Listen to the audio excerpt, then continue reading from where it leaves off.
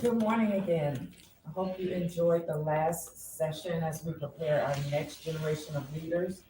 For this session, we're also going to talk about preparing coaches and giving them information from some of our great administrators on what they're looking for when they're hiring coaches. So we're hoping you're out there and taking a lot of good notes. We will start this morning. If you were here yesterday, you had the experience of Dr. Reynolds. He is joining us again today, as well as Ms. Melody Webb, who's the Director of Athletics at Norfolk State University. But I will let them give a brief introduction and bio of themselves as well. So we'll start with you, Ms. Webb. Good morning, good afternoon. Thank you all for having me. It is a pleasure truly to be here. I am a former student athlete, coach, and an administrator. So I always say I got three different philosophies of how I can look at things going to sports when making decisions. I'm excited to be here. I have experience working from the Power 5 universities as well as Division 2, Division 1, conference office. So my experience kind of puts me in an array of different areas to be able to look at situations, be able to make decisions, be able to give recommendations based off of things that I've experienced. Ms. Webb. Thank you. Good morning, good afternoon. My name is LACEY Reynolds, or Dr. Reynolds, Coach Reynolds. I'm elated to be here. I want to thank everyone for being at Texas Southern University. And I want to thank the host, Dr. Jackson, for having this conference here. And just a little bit about myself. I am a former basketball coach. I'm a former coordinator of officials for the SWAC. And I was an observer of the SWAC for 15 years. So as Dion said, I am SWAC. So I've been associated with the SWAC since 1983 in the capacity of assistant coach or head coach. I worked at I worked at Grambling. I worked at Texas Southern for 12 years, worked at Grambling for 5 years, and I came back to Texas Southern. I worked with the women's basketball program, and then I transitioned out of basketball to the academic side, and I've been in the academy for the last 20 plus years. And I'm a full professor here, an assistant chair of the kinesiology department. So that's who I am. Thank you, sir. So we'll start talking about the process of hiring coaches. Obviously, when you get to the interview part, you know that they have the skill set to be able to come in and do this job. But how important is it for the values of the coach to match with your values as the administrator and then the values of the department and the institution? So I feel values drive decision making. So it's extremely important to make sure that the values that the coach has really aligns with what it is that we're trying to do as an individual as well as a university. We know with coaching, things are going to get tough over the course of the time, right? It's not always going to be highs, it's going to be valleys of highs and lows.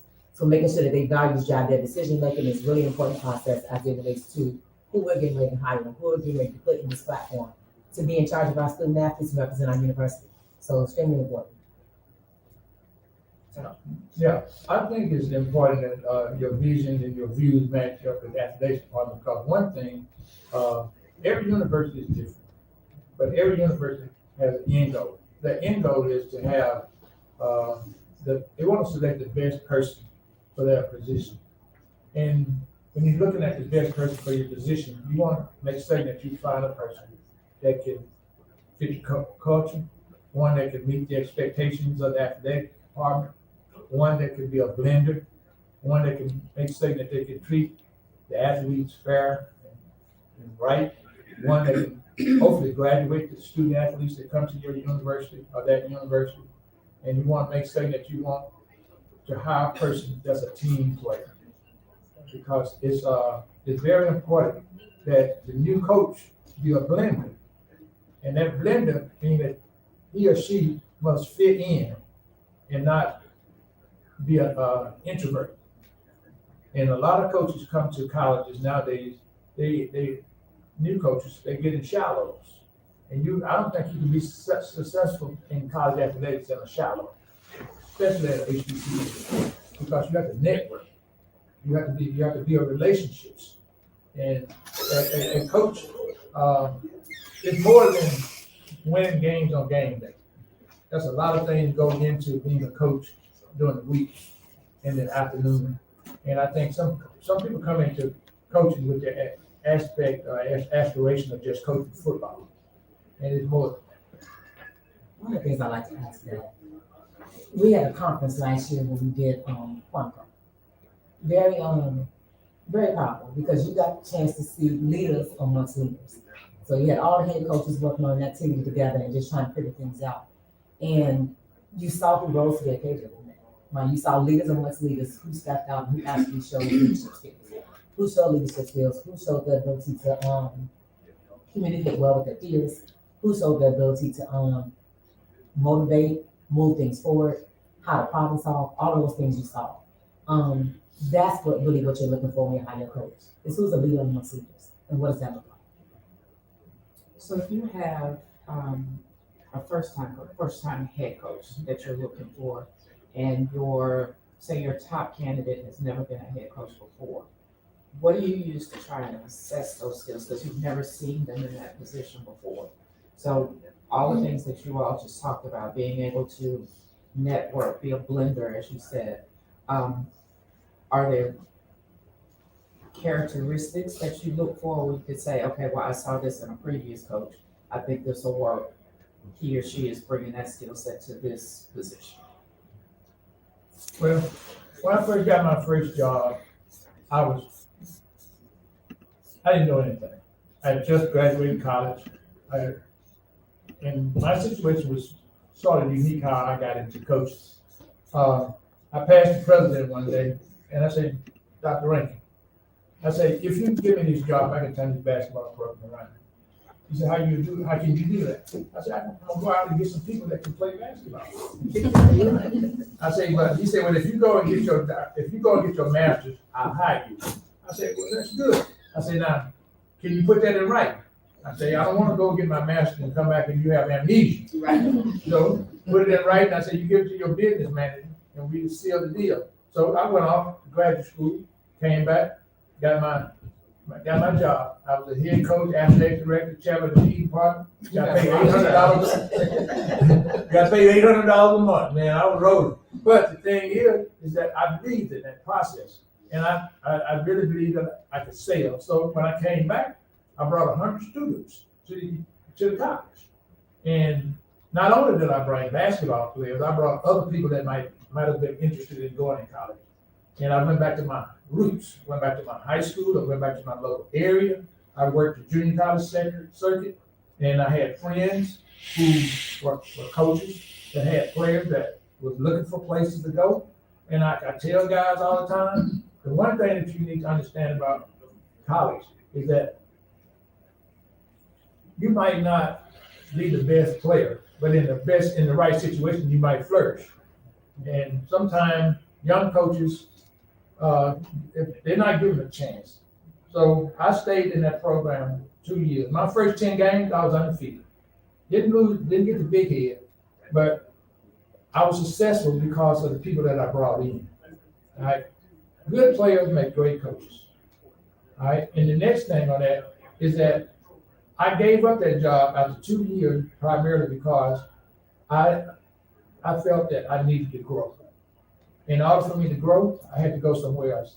And the third caveat about that thing, I knew that if I wanted to stay in coaching, I need to get married. All right. So I looked around and I said,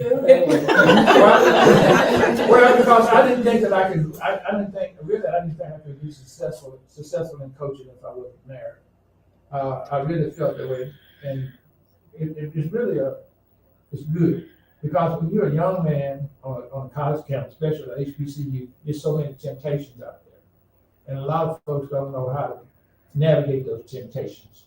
So a lot of coaches, a lot of athletics directors, a lot of presidents will not hire. They frown on hiring a single person. That's just my belief. And I think that's a true belief, especially when you're a young black man. So I got married. And my career soared.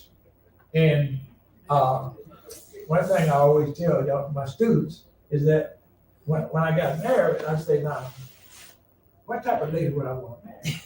Right? I said I wanted to marry a lady that worked in the hospital.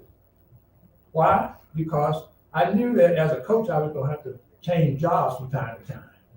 So my wife worked in the hospital. My wife finished from Howard Medical School. And we lived in 7 states. And every state I lived in, they had 2 things. They had a school and they had a hospital. So I've never been unemployed.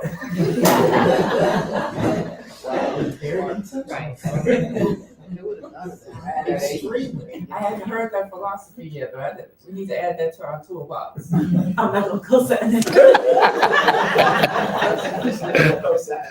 The intentionality part. The intentionality part. Oh, man. He knew what he wanted. He put a strategy in place, and he got it. It's a strategic plan. No, I would say, when I'm employing coaches, right? So coach's philosophy is gonna change year over year, especially for a young coach. You're not gonna have the same philosophy you have 10 years later that you started out with when you first started coaching. When I coached for about 5 years. I was about 5 years as a head coach. And I'll say during that 5 years, my leadership challenge changed year over year. And that's just being honest. You, the type of student athletes you get in change, and you have to be able to adjust. You're expecting them to adjust, you're expecting them to come in, you're expecting them to do things the way you want them done, not realizing that year over year, they're also coming in different. Now you're dealing with student athletes who've experienced COVID, which we would not have done with 5 years ago, 10 years ago, 15 years ago. Things change, circumstances, life change, society changes. With those changes, we also, as coaches, must be able to adjust and make changes as well. So our leadership style may have worked for this group, may not work for the third group. So figuring out what that style looks like and kind of going from there. So when I'm making assessments, I'm asking questions. I'm asking about scenarios, giving case studies, giving just different examples to see how they will respond to a subject matter. And that's important for me. It's important for me on how they respond, because how they respond lets me know, okay, great. When I'm doing my interviews, one of the things I say, I'm real big on being upfront with information. I want to make sure you have all the information that you need to make an informed decision about whether we're a good fit for each other at this university. So with that, I want to hear your responses. If I say, hey, we only offering 10 scholarships as an example, would you be able to win with those 10 scholarships? I want to hear their response. Well, one response, coach was like, oh yeah, I can win because they're just trying to get a job. So they're going to just tell you instantly they can do it with that budget, they can do it with that scholarship, they can do it with all those things. Then they get there. You hurry them, they get there. And then it's like, well, what do you want me to do with this? Well, what did you tell me you was going to do with it? You know, so it's one of those things where, so I want to hear the responses. I want to hear how truthful they're going to be. I had one coach who asked that same question too. He was like, on this well, that's kind of tight. He was like, well, can we do this instead of this? And he started giving me scenarios of what he would do, or can he do this instead of this? So when he started asking those questions, that's what made me buy into him. Because he wasn't just listening to the problem or listening to how he's just going to lie to me basically to get the job. He was trying to figure out before he took that job, how we're going to figure out a solution to make this number of scholarships work, how we're going to make this budget work. And I honestly fell in love with that coach at that moment. Because as a coach is going to come in and not just complain, but try to bring solutions to the problem so we can figure out how we move forward as a program together and how we build success. So that's what I'm looking for in coaches. So it's not just like I have to be a head coach with a heap of experience, but how you answer those questions are really important. So think about that when someone brings a realistic situation to you, how you're going to problem solve, how you're going to get that response. I worked for an athletics director. Once he said, if you bring your problem, before you bring your problem, bring your solution. And sometimes when you're trying to hire a new coach, you want to look around and you want to make sure that you ask all of the right questions. I do think that a young coach, a new coach coming into the coaching profession needs some support. I think it's very important that you have a strong infrastructure. Now, me, I came from nothing. So I wouldn't know how to work. I wouldn't know how to work with a big budget. I probably would be a failure. When I came to Texas Southern, when I worked at Lemoyne College in Memphis, I just had me. I had Coach Johnson in Memphis. I don't know how Coach Johnson got me the money, but he got me the money to go where I needed to go, and he told me he wanted me to go recruit. So I think good assistant coaches, like I want to say it in an earlier panel, good assistant coaches make good head coaches because they pay attention. And I think the greatest room in the world is the room for self-improvement. When I came to Texas Southern, I brought a lot of the knowledge that I had from them on. And so that's all you can feed on as a coach, because there's no rule book, there's no training guide, there's no real book that you have to, that's gonna give you the guidance. So I think conferences like this, man, I have been fulfilled with information on yesterday and today, just listening at you professionals share.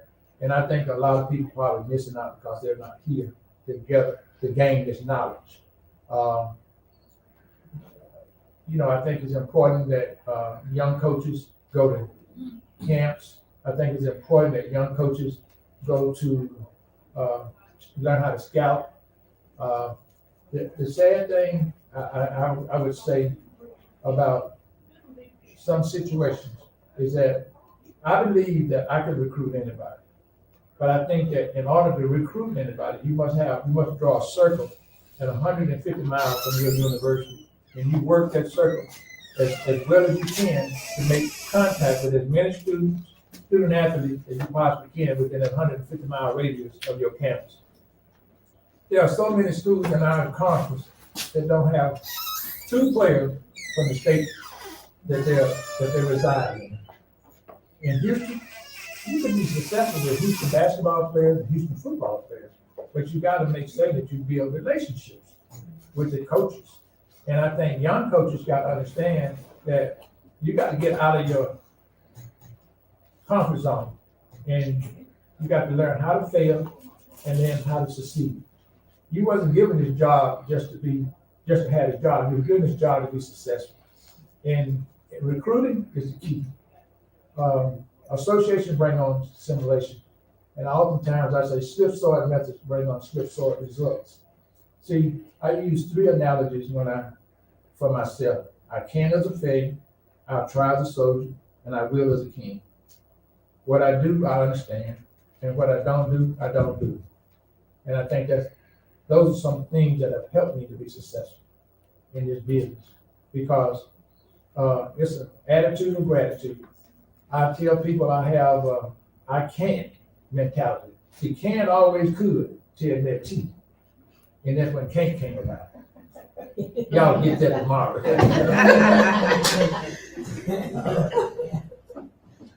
Dr. Reynolds always gonna give us one, 2 or 3. So are there, because obviously coaching has changed over the last couple of years and changed since COVID, you know, we had to do things differently. So are there specific skills that you look for now that maybe you didn't look for just before COVID? Or do you think it's kind of the same and you just kind of make some adjustments?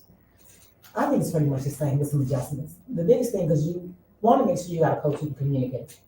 A coach who communicate with their players, communicate with alums, communicate with administration. And that's huge. So I think the skill set really hasn't changed from year over year as it relates to what you're looking for in a coach. But I think you just need a coach to be able to make adjustments, who has some flexibility, who's able to adapt, and being able to make decisions based off his circumstances and what's around him. You gave a list of who they need to deal with, work with, communicate with. But some coaches are like, I just want to coach. It's I not just just want about the the X's X's and and O's. O's. It's not about the X's and O's. It's so much more. It's so much more than that.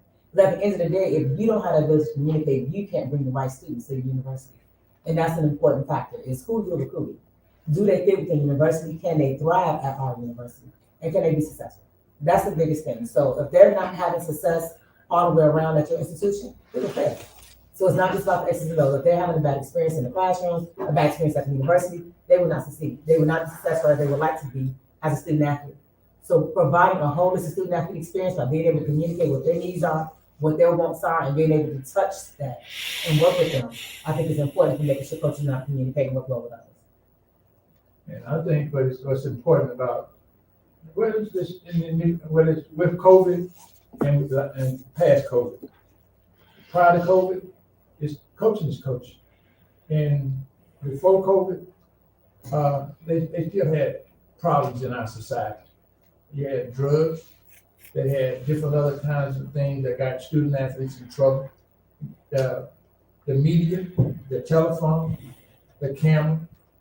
You got to understand that as a young coach, you're on the clock 24/7. You don't rest. You can go, like Coach Jones said yesterday, When you go outside your house, you have to come outside your house correct. Because everybody, they can undress you in 10 seconds.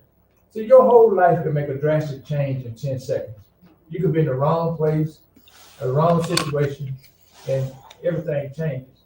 I tell my students in here, they come into class and people say, they get on me. Shaquan, one of my students, she heard me say, you don't come to my classroom with no cap on. I mean, I tell them, I'm the judge, the jury, and the executioner. All right? When you come to my class, you come to that damn door, you pull your hat off. If you don't want to pull your hat off, you go find you a new teacher. And I tell them, I say, they ain't perfect. It's not that I'm trying to tell you how to dress.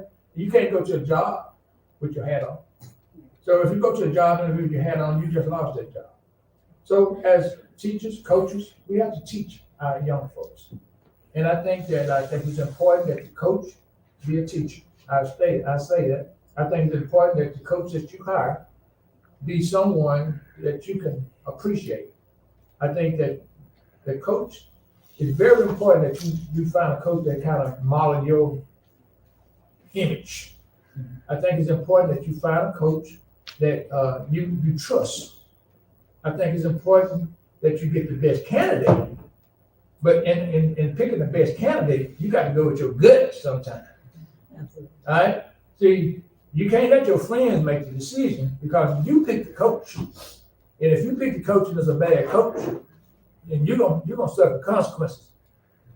I tell people all the time, administrators are 3 to 5 year windows. You have to be smart and you have to be strategic. All right? So every new hire, from an athletics perspective, comes from up top. The coach didn't get the job by himself or herself. The coach was hired. And I think that if you hire a coach, support the coach.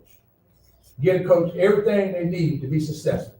So if they're not successful, you can look them in the eye after 3 to 5 years and say, hey, we're gonna go in a different direction. I was fortunate enough to be in coaching for 25 years before I got my first pinch slip. And the only thing I tell folks is only 2 types of coaches: those that's been hired and those that's gonna be fired. So if you stay in the business long enough, you're gonna get fired. Now, is that failure is not an option? You hear that all the time, but success is dollars and cents. You get that. Do that S and put them 2 lines down, dollars and cents.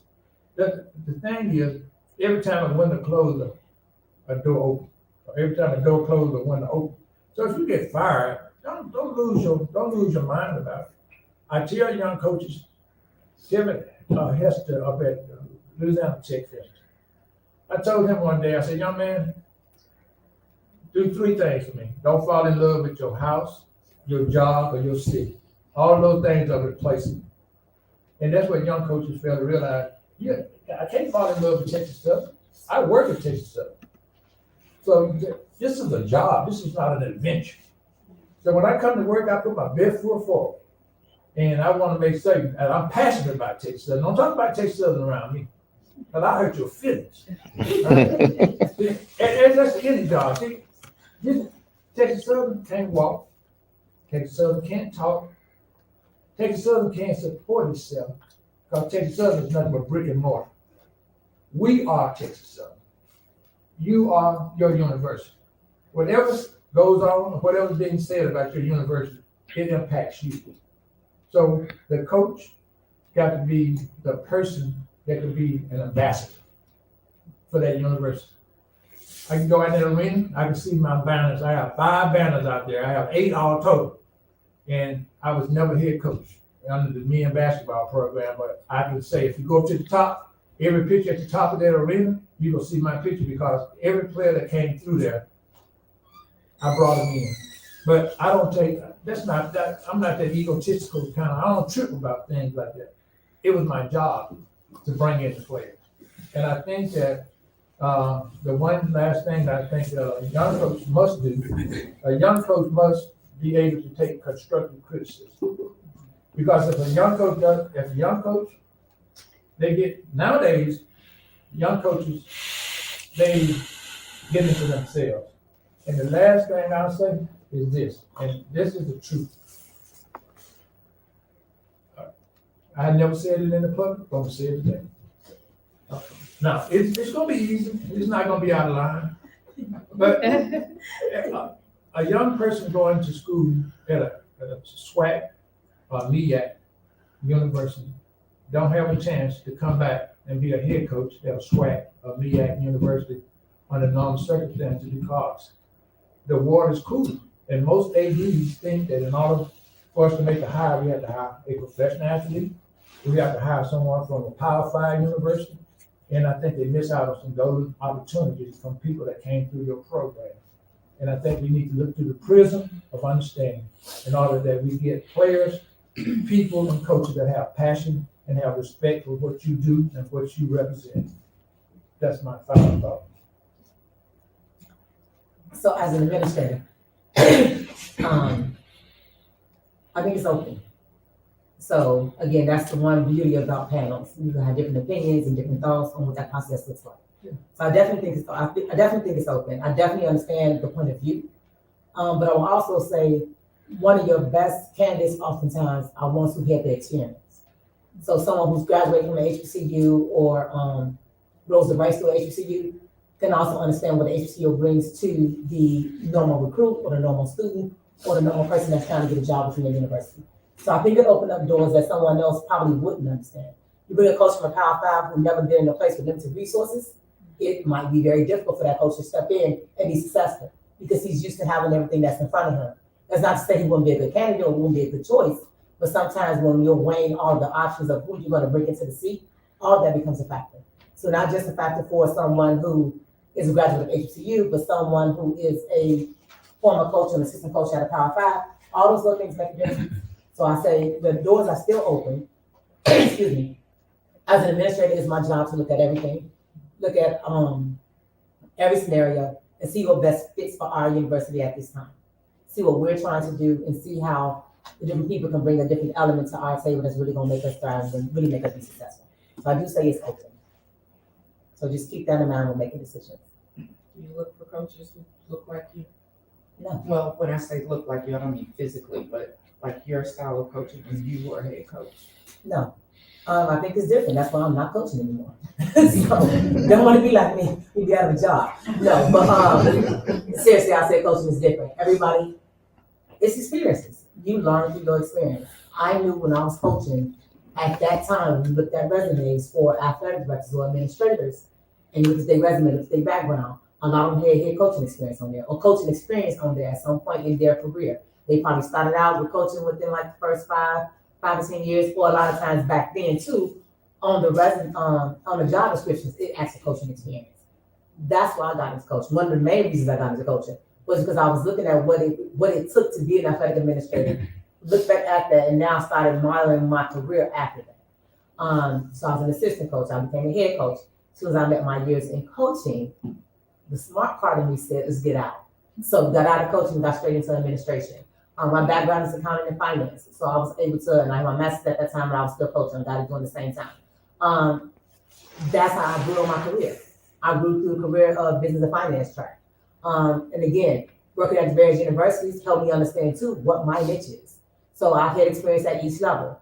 What level really best fits me and where can I have the most impact for our students and the students at the university? And that's what was important to me. At a Power 5, you can get lost sometimes because you get pigeonholed into one area and you miss the real focus or the mission that you had for yourself when you started out in athletic administration. So you want to be around student athletes all the time. You know, what career track puts you around student athletes that you touch them constantly, touch them every day. And business and finance is not one of those areas. Business and finance, you're literally in a business office. I did not meet one student when I was at a Power 5 institution. My area is business and finance, that's it. Compliance talks to students more, academics talk to students more, but the area of finance, traditionally not, unless you're a sports supervisor, or unless you intentionally have something in your job responsibility to do that puts you in front of them. Going to games, you don't really interact. You go into games and you're supporting them, but how do you really get a chance to really connect with that student? So some areas in this career doesn't allow you to be able to do so at certain levels. When I came down to a different level of an institution, I was able to interact more. So I was able to engage with the students more. I saw students coming in and out, because maybe my job responsibilities at that time put me in front of them. And then I had to be more intentional about how I got in front of students. Whether I was going to speak to them about different topics or different subject matters, or going to some of their sessions or some of their seminars. So being intentional as it relates to that. So I said with coaching, it's the same thing, right? So coaching, you are probably assigned to one key role, working with your team, working with this aspect, whether it's recruiting or whether it's operations or something of that nature. But figuring out how do you now connect in other ways, or connect your skill set in other ways to help continue to build your portfolio, to help continue to build your resume, going to camps and clinics, going to different sessions. I said the same good administrators, it's all the same. How do you continue to build your portfolio up? And going to sessions, going to different conferences, going to seminars, meeting people, talking with people is how you grow. So it's not just about coaching, but it's about administration. It's about how you continue to grow and develop yourself so you can get to where you're trying to go. All right, ask the same question. Do you look for coaches who coach like you? No, I don't think you can look for a coach that coaches like you. You can't look for, if you think about, look at this, Magic Johnson coach, Larry Bird coach, all of the great players, we had Cincy Cooper here as a coach. If you go back and think about all of the great players that coached in college, coaches in the NBA, they looking for people that can play like them. And sometimes you look for people that can play like you, they can't perform like you. So as a coach and as an administrator, Coach Harvey at Grambling said it best. He said, young man, we are looking for the best candidate to hire to represent Grambling State University. And you are the best candidate, not because you came from Texas Southern, but because of your passion and because of your track record. All right, and I think that athletics directors, they follow you. They're image oriented. What's your last name? Well, Dr. Webb, she want a person that can be the face of the program at her university. That when they put the camera on her, on that person in that sport, that person can articulate, that person can communicate, that person can resonate. They can do all the things that's needed and necessary for them to be successful, because that person is important. Now, I will say that I get a lot of phone calls from young people that want to be coaches. Say, Coach, can you help me get into the game? I can't help you to get into the game because I'm not in the game. The only way you can get in the game, you got to find a way to get into the game. And a lot of young people nowadays, they need to be a volunteer coach. You need to go in order to get into, somebody says, Special Olympics.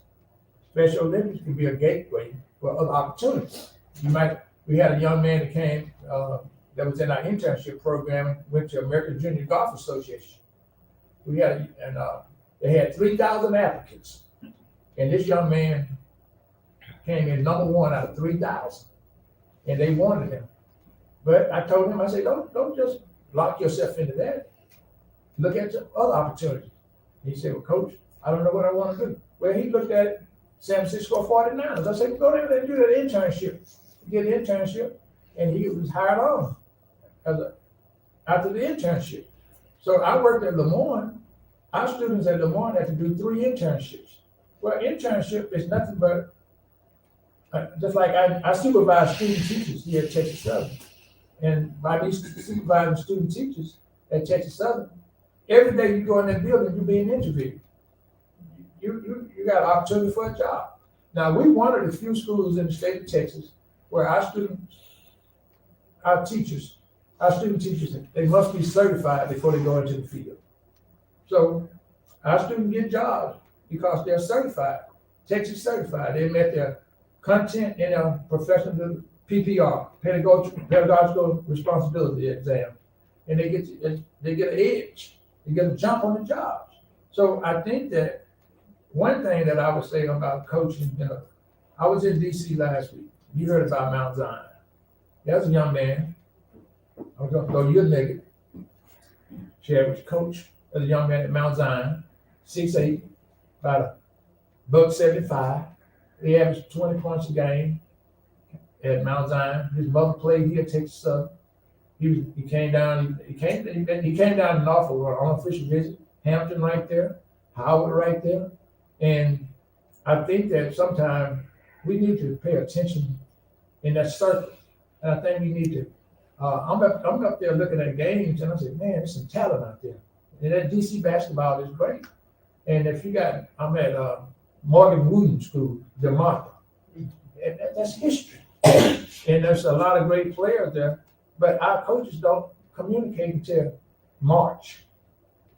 We behind the rock. We got a volleyball coach here, Darren. She has a different mindset. Now, yeah, she came from PWI. I like to sit down and talk with her and pick their brain. I mess with folks. But I like that young lady primarily because she say, Dr. Brown, I was looking at people in 24s, but I got my 25s already ready. And I said to myself, I said, you got a business plan. And she's gonna change the landscape of volleyball here at Texas Southern because of the way she recruited. And I think that as a coach and an administrator, we got to get out and do things. I think that's one thing that I find that we like it. There are a lot of people in football that are on the coaching staff at basketball have increased.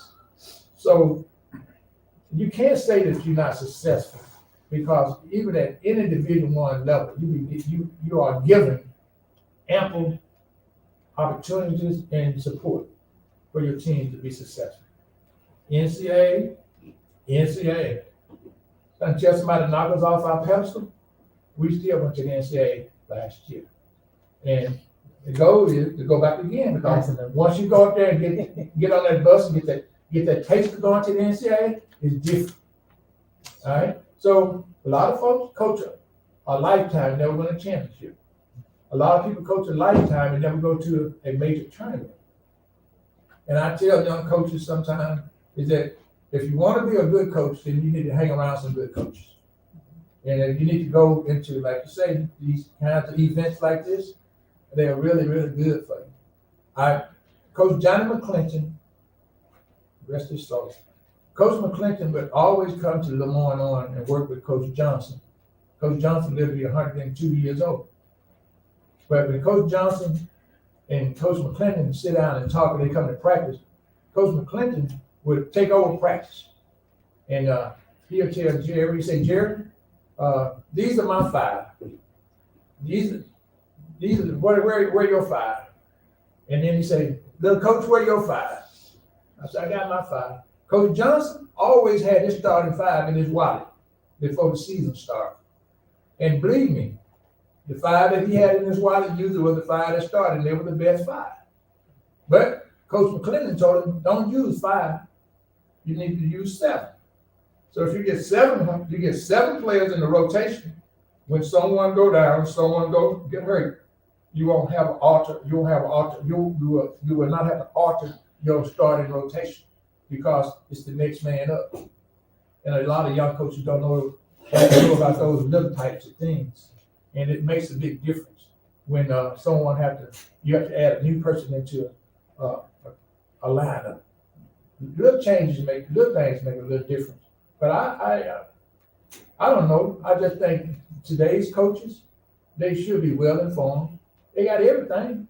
YouTube, they have a little money. I used to recruit on two things. Love to have you, hope you come. All right. On that note, we will open up for any questions from the audience. Yes, sir. I have a question for both of you guys, and I'm really curious about this. And ma'am, I understand you're the director of athletics, so try to answer this with the best of your ability. With the influx of NFL players coming to HBCUs, becoming coaches, do you think that's something that could elevate us or kind of hold us back due to the ignorance? And what I mean by that is that every coach that comes, they don't know about land grants. They don't know about certain laws set in place to hold HBCUs back from getting the proper funding. So I'm just wondering for you guys' perception, do you think that's going to elevate us or kind of hold us back or what? I think it still goes back to having a good fit. So it really doesn't change what you're looking for in the candidate for your position or for your job. I think it's making sure you have the right person at the right time, that's a good fit for your university.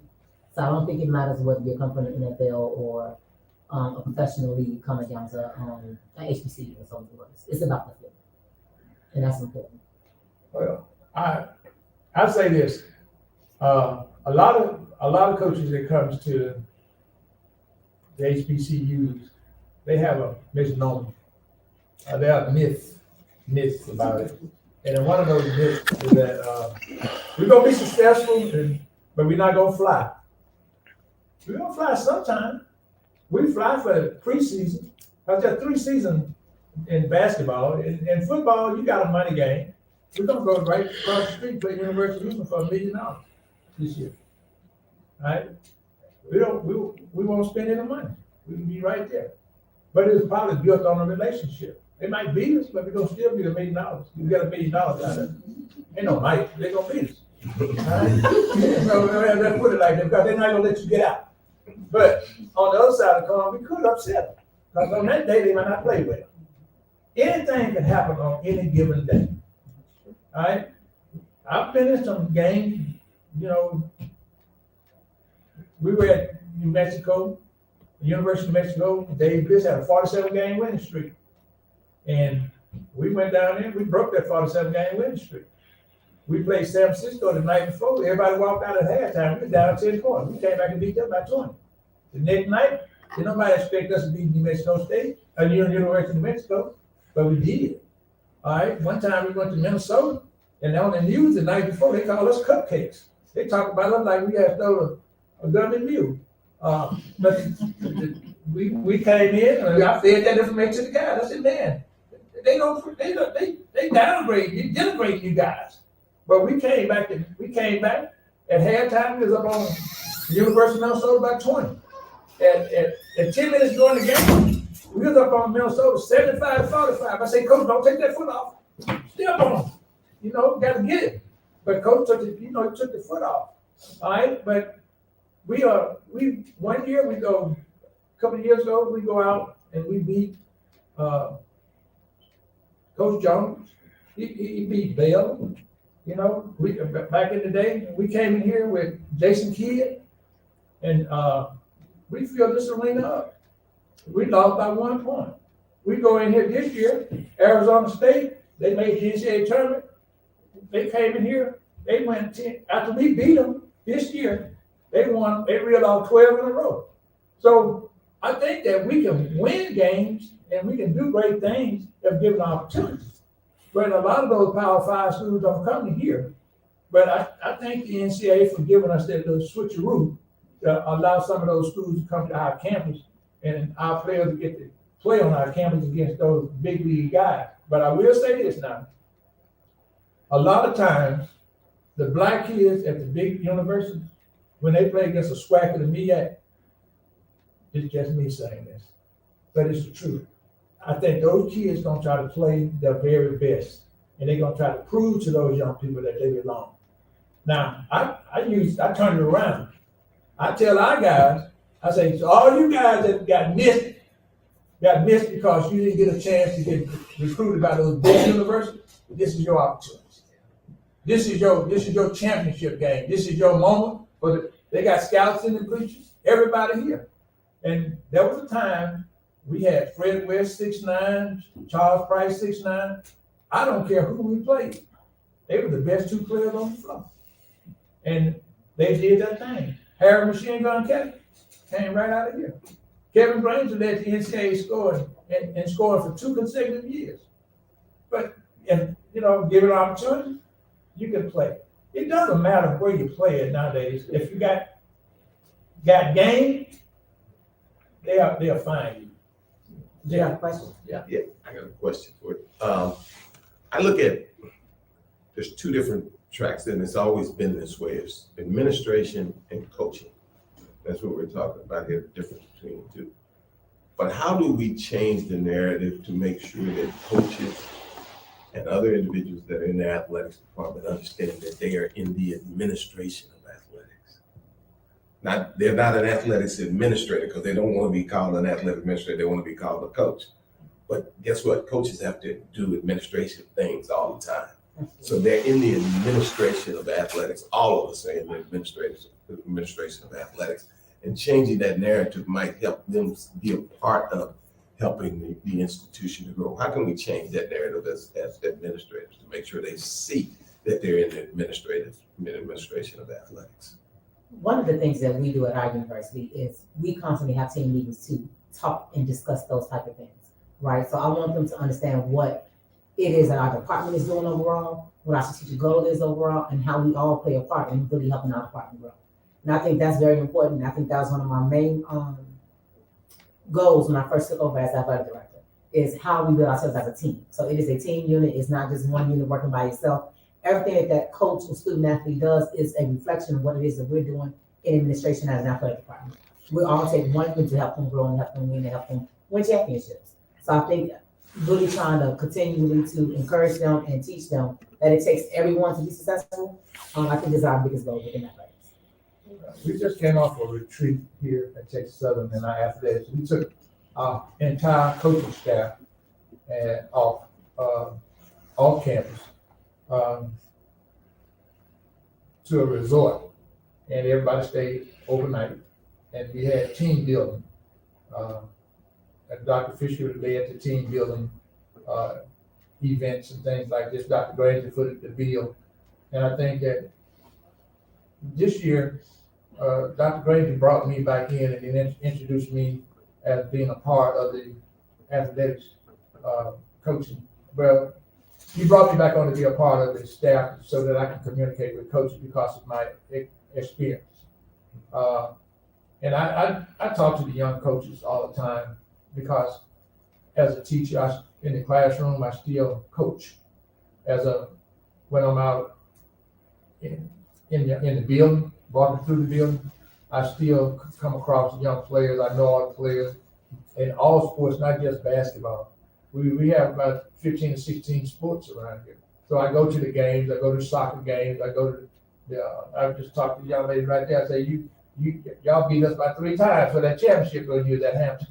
You know, but you have to go out and communicate. But the biggest thing is that you got to find a happy medium. And I think a lot of times the athletics department, they do build character.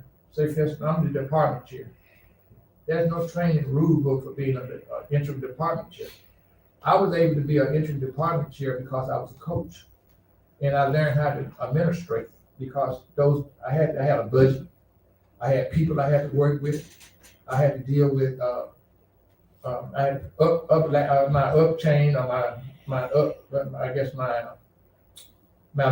higher administration. And I think sometimes when you go in there, like right now, I have a couple of job opportunities for someone. I had to go in and negotiate this. Well, look at these seats that you're in. We had a $1 million facelift in this building. Blake can tell you, last year, the seats in this building were 30 years old. And I saw the president in here one day, and I said, Madam President, y'all only be here for 2 times. You only be here for two things. That's graduation and convocation. I say, so we don't have it either though. So let me show you some of my problems. And I got a chance to talk to her and walk around and show her some things. And she was able to give me something to work with. And we were able to get that board right there. That's a $250,000 board. We were able to get that in all our classrooms because if you don't, closed mouth don't get fed. And if you go to the AD, if you don't go in there and ask, you won't get it. And I think coaches need to go in there with a plan, and they have to go and ask for it. And I think every administrator will support their coaches if they come in there with the right attitude and the right personality. And they want them to be successful. Go back to your question, Stan. What I've done as a sport administrator, and even when I've had opportunities to sit in the seat, is to make sure that coaches have a CEO mentality. We tell them that you need to run your program as if you are the CEO. Your assistant coaches are your vice president, so you can delegate certain responsibilities to them. but you are the head of your program. When we come together in staff meetings with everybody together, I need everybody thinking as a CEO. It's not just about, I'm the football coach, I'm the tennis coach, I'm the soccer coach.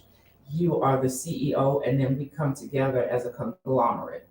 That's the way we look at our programs. So I think if you get them to understand that role, it leads to a different type of conversation. And going back, being able to strategize, create those long-term strategic plans, that's a totally different mindset for a lot of coaches. When you start to talk to them that way, the light bulb goes off for them. Is that it?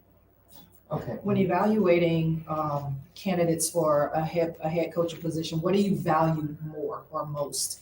Would you rather see someone with years and years of experience at different universities, or would you rather have someone who what I say looks good on paper?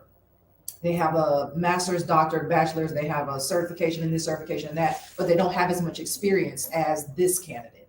What do you look to or value the most when evaluating those candidates? What stands out to you most, or how do you sift through those first? What catches your eye first?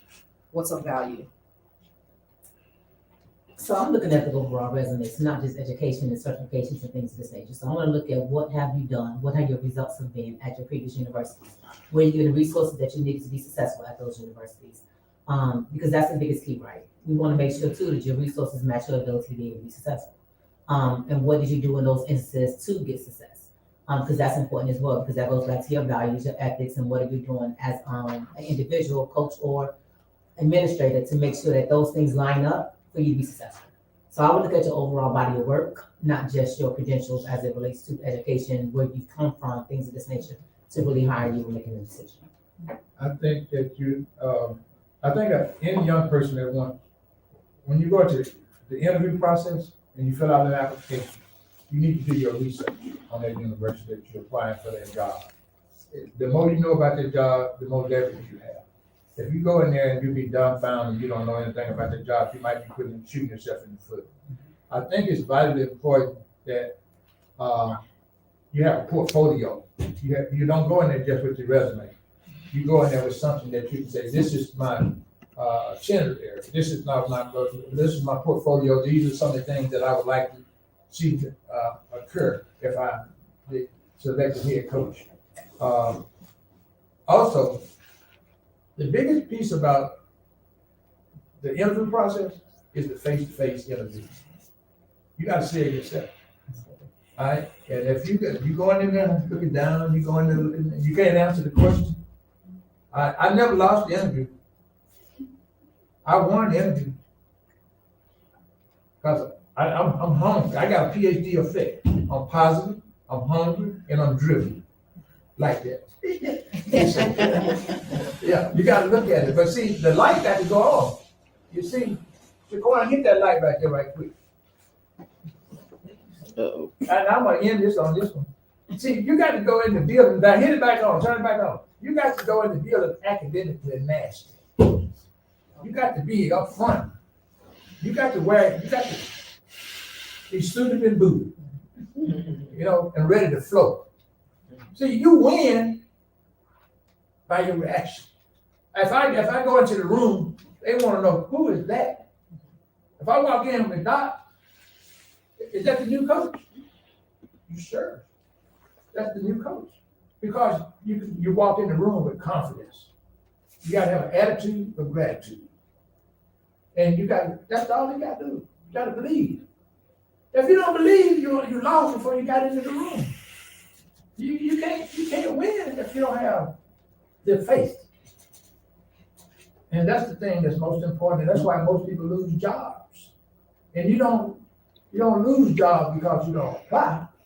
You can't get it too. You got to apply for the job, but you lose jobs because you haven't done your due diligence by doing your research on that university. Yes, ma'am. I think this is a great opportunity, Dr. Jackson, that you have given us to speak today to you all. Hopefully, again, our information is located on our website. You feel free to reach out and ask questions that you want to ask. Feel free to be around a little bit later to be able to have a conversation as well. But thank you for this opportunity to Absolutely. be here I'm today. so glad you were able to come. Thank you. Thank you, Dr. Rose, you Yeah, have I'm, blessed us twice. yeah, I'm just excited, to be here, and, a long story short, this information is priceless.